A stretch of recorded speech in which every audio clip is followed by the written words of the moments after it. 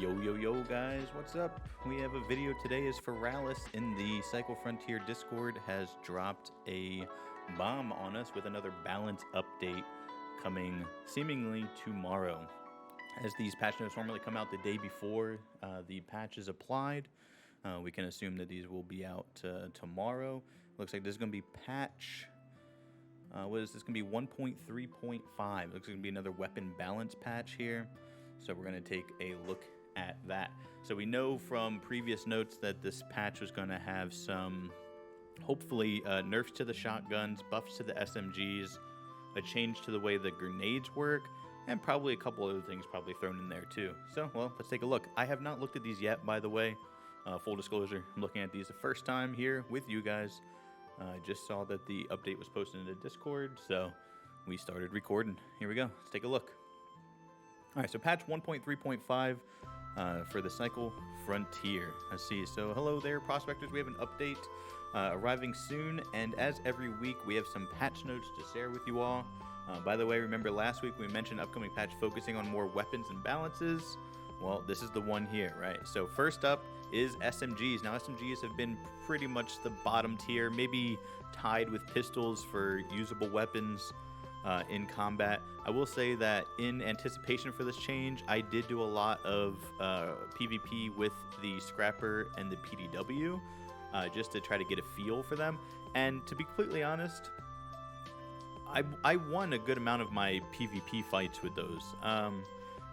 Were they more challenging than if I had just had a Bulldog or a Trench Shotgun in close range? Definitely. I could have gone in more confident if I had had those. But a gray PDW with all gray attachments and just sniping them one time, then running in with some hip fire, I was able to close out many of the fights. So I don't think they're going to need a huge buff, but hopefully just a little bit to bring them up into the competition.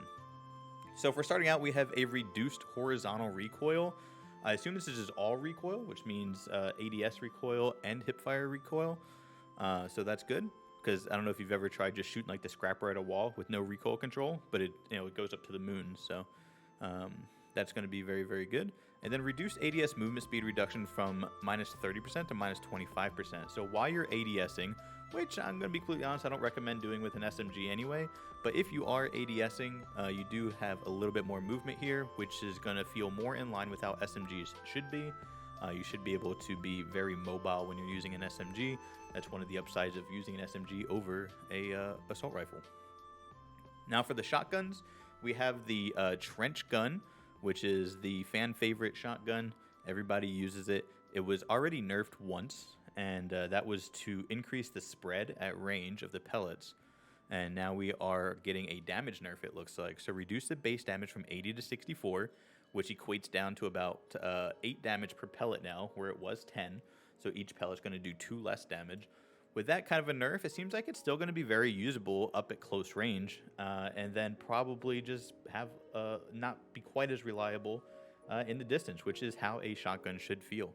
A lot of people do complain about the shotguns, but when you question them on how the fight went, they're within hugging distance of the enemy. And to be completely honest, you deserve to lose that fight, you know?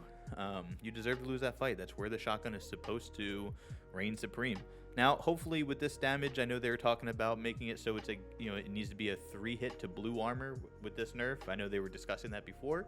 Hopefully that's the case. It's something that's going to help the higher armor tiers feel like they're more usable or more necessary, should I say, in these gunfights. The Maelstrom, which is generally considered to be just worse than the Trench Gun and the Bulldog, now is going to have reduced recoil, which is cool. It's going to have an increased spread to come more in line with other shotguns. I don't know if it really needs that. This is actually a really big difference from 3.5 to 5 and 3 to 4.5. Now, I'm a big fan of just trusting the devs and letting them do their thing. This does seem like a lot at first, but maybe this is after testing the nerfs to the Trench shotgun. They realized that the Maelstrom became really, really good.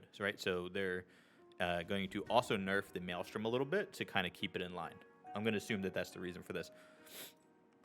Weapon speed increase. Weapon spread increase. Oh, okay. So, wait. I don't really understand what this wording is here. Weapon spread increase speed. I'm gonna be completely honest. I'm not sure what that means. If anybody knows, hit me up down in the comments and let me know what this means, because I'm unfamiliar. Reduce camera shaking intensity. That's huge, because that was really annoying with that gun. The Bulldog. Now this is the pocket rocket that everybody has in these gunfights. If you don't know, it's a green tier gun, and it is a shotgun pistol, and it only holds 2 shots, but those 2 shots are absolutely devastating, being able to rapid fire them off with a fairly fast reload speed. If you hit your shots, your enemy's pretty much going to be dead within close range. So it looks like they've increased the refire time from a half a second to 0.6, so you won't be able to fire off the 2 shots quite as fast. This is a nice little nerf, which is good. We don't want big swinging nerfs to destroy a weapon. Then also increase the spread to become more in line with the spread of other shotguns. Cool, nice. So it seems like if you're still within the range that you should be using this gun in, and you're hitting your shots, it's still going to be a very effective gun. It just lowers the time to kill just a little bit. Let's see. So then we have the Manticore. Okay, so this is the AR of choice, the Manticore. Everybody uses it. Everybody says that it's just a beam. All right, you literally can't miss with it, and they are increasing the recoil because of that. That's fine. I think most people are going to be happy with that. I personally think that a good change would be to take the recoil of the Manticore and switch it with the Advocate. Just switch those 2 around. That way the Manticore has a bit more recoil, the Advocate has a bit less, and it's going to feel better considering it's a higher tier gun. It's kind of how it should be. But, you know, if they're just increasing the recoil on the Manticore, fine. So grenades. Currently, grenades are in a position where you can literally rain hell down on the enemies with a bunch of grenades on you. A lot of top tier fighting is just going to be throwing, 10 grenades at the enemy and hitting something. And the thing is, you can throw them so fast. So it looks like they're adding a 1.8 second delay between grenade throws, preventing players from just unleashing a barrage of explosives and hope to hit the jackpot. Right, exactly what I just said. So now we're going to have a nearly 2-second delay. It's a little more than I thought they were going to do, but not much. I was thinking like 1.2 and 1.4. So this is 1.8, just a little bit above what I was thinking. So pretty spot on there. Power progression. If you spend time in the Discord, you see that one of the biggest complaints alongside cheaters is that there's no reason to bring your higher tier armor and weapons into these fights, because somebody that has a gray bolt action and a gray trench gun is able to take you down in your purple or red armor, not with ease, but easy enough to where it doesn't feel worth it. The risk and reward doesn't line up correctly. One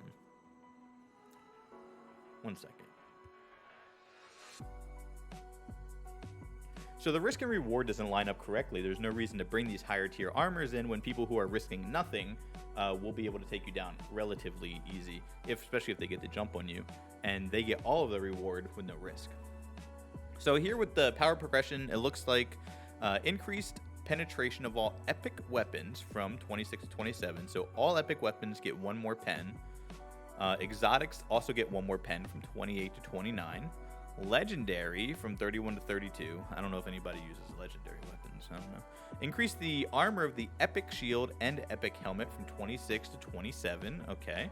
Increase the armor of exotic shield, helmet, and night vision from 28 to 29. Okay. So again, going along with their theme of small buffs till they, buffs and nerfs until they get an item where they want it to be. That's exactly what they're doing here. So adding extra pen and extra armor to these higher tier armor and guns, and if they feel like people still aren't happy, or they themselves aren't happy, then they'll go up 1 more point in the future until they get it to where they want it. The autoloader attachment. Hydraulic pistons in the recipe are replaced by ball bearings to overall reduce the number of hydraulic pistons required to craft attachments. Okay, there you go. Perfect. So they're trying to make the crafting a little bit easier. This isn't really a balance update in terms of guns and stuff, but it's definitely something that people want, because the autoloader is always a topic of conversation too. So for movement and climbing, we have additional tweaks to vaulting and climbing. Okay, we don't know what that means, but there's tweaks. Maybe speed or stamina required or something like that. Adjusted the max wall climbing distance from 90 to 100. That way you should be able to climb shipping containers. Interesting. Okay, that definitely changes the way a lot of fights can go now. That something as little as that can change rotations and positioning in fights. And if you've been fighting in these areas and these maps for the last couple of weeks, or if you played in the betas, then who knows how long you've been playing. You're used to all these rotations, and when you come up to an area, this is the angle I'm going to hold, this is where I'm going to peek from, this is what I'm going to shoot, this is where I'll rotate to heal. So when they make little changes like this, that can change everything in a gunfight. We've implemented the first iteration of the "You Are Banned" screen to prevent further confusion about some login issues. Okay, that's good. This is probably in reference to the Error 4. Error 4 was an error that people would get when they're banned. Also, some people were getting it on false positives and for other reasons. So hopefully this "You Are Banned" screen will help people understand that when they get the Error 4, that they're not banned if they didn't get that message, and then they need to take the steps to correct that error. For some bug fixes, we checked our official Taylor prospectors who bought the Paladin set ended up with 2 chests and no gloves to have access to what they purchased after the maintenance. There you go. This is a problem. If you bought it, you got 2 armor sets instead of the gloves that were supposed to go with the set. So they're just correcting that. That's good. Miscellaneous additional tweaks are internal anti-cheat measures. So if you don't know that they use BattleEye as their the main anti-cheat, and then they're also developing their own internal anti-cheat to help. And these are learned systems, so they take time, and they're going to need continual adjustments to try to mitigate the number of cheaters. One thing to remember is that the cheaters will never be gone, right? But we can mitigate that number. That's good. We're now tracking and having ban automation for additional stats. That's good. So like if people are hitting all headshots from 500 meters away, right, that can be automated, and they can just be automatically banned based off of those stats. Some known issues of the Biker Queen image shows black hair, although she has white hair. This has been on there since the beginning. There must be a real problem with getting this fixed. And players on their Epic game stores who own the Ronin or missing pieces will get all those back. Okay, so that's... It says we'll get all those back, but it's under the known issues. So it seems like they're aware of the problem, and they're aware of what the solution will be. You'll get all your pieces back, but it's not currently being fixed. It's still in the known issues, so it's still going to take some time for them to get that worked out. It looks like that's all of it already. That's good. I think that's fantastic. And I don't know what this change was. Maybe it's because the patch notes are ready to come out. But I've noticed that the community managers were a lot more active in the Discord today and last night. So that's good, because having that face-to-face or screen-to-screen time with the community members makes them feel like they're a little more connected and that their issues are being heard and whatnot. So that's very good. I'm excited for this patch to drop, and I'm excited to see what people are going to complain about next. If you think these are good or bad or whatever, hit me up in the comments below. Let me know what you think, or what other changes you think they should make, and we can discuss those. And if you like the video, and subscribe to the channel. We're going to be constantly putting out videos every time we have an update come into the game, or if I find something cool, or if we need help with something. So if you need help with the game, or whatever the case may be, I'm here for it. Let me know what you guys need help with. I'll make a video for it. Thanks for hanging out, guys. I'll see you all later.